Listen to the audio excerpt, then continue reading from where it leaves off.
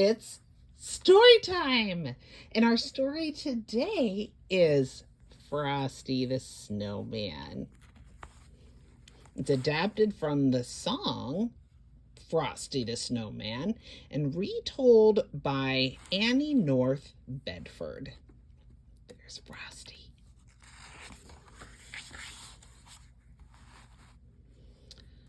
Frosty the Snowman came to town one bright, cold winter's day.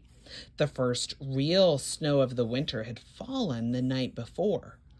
All night that snow had fallen, white and soft and deep. In the morning, out came the children, and they started to roll snowballs. Round and round the snowy yard, and there was a great big snowball. Round and round the yard again, and there was a medium-sized snowball. Round and round there was a little snowball, just the right size for a snowman's head. Billy ran home and brought 2 bits of coal to use for the snowman's eyes.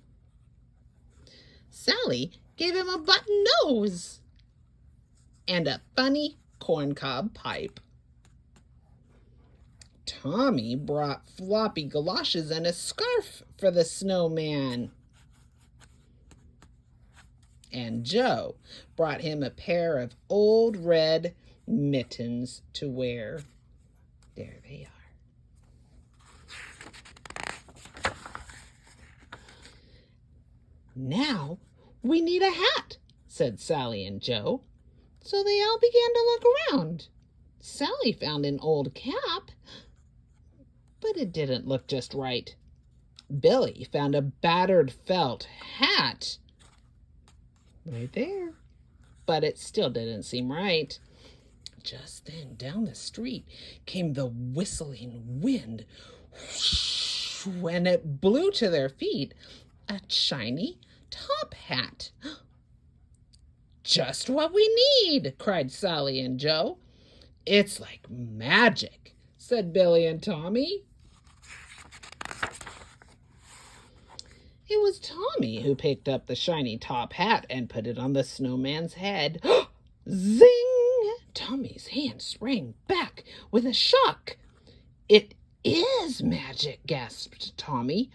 So it is, said a voice, a deep, chuckly voice they had never heard before.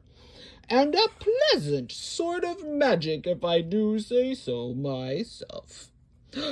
It's the snowman, whispered Sally. And so it was.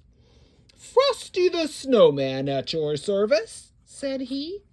And that's how Frosty the Snowman came alive.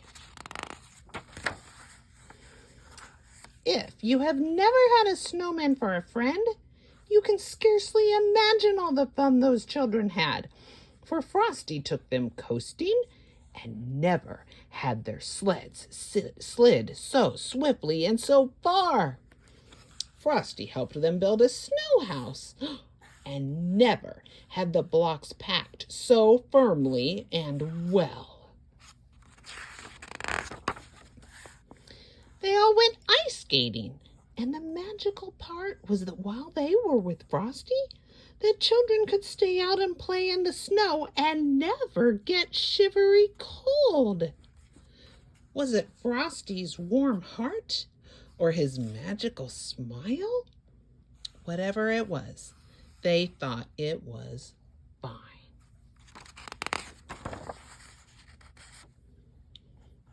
Each morning when the children came out to play, Frosty had a wonderful plan all set. One morning he said, "Let's go shopping today. I've never seen a store, you know." So they all joined hands, and away they skipped off toward town where the shops stood in rows. It was fun showing Frosty around, for he thought every window was wonderful. All around the town they led Frosty that day, while the wintry sun shone down. As they danced along, the children grew warm. They pulled off mittens, they pulled off scarves, they opened top buttons on their winter coats. Even Frosty began to feel warm. Soon they came to the corner where the traffic cop stood, and around that corner came a gust of wind. Shoo! It blew. It blew off Frosty's hat, his handsome top hat, and that hat rolled across the street. Away went Frosty after it. Then, tweet! Sang the traffic cop's loud whistle, and the children could not follow Frosty because traffic streamed by. Buses and trucks and family cars. Tweet! When the traffic cops whistle again, the crossing stood empty before them now, but there was not a sign of Frosty to be seen. Only down the street his top hat rolled all by itself in the melting snow. "Mr. Policeman," the children cried, "where has Frosty the Snowman gone?" "Oh," said the policeman, "Frosty the Snowman has gone away, where all snowmen go on a sunny day. But he'll be back at your bidding and call whenever great heaps of snowflakes fall." And he will. Be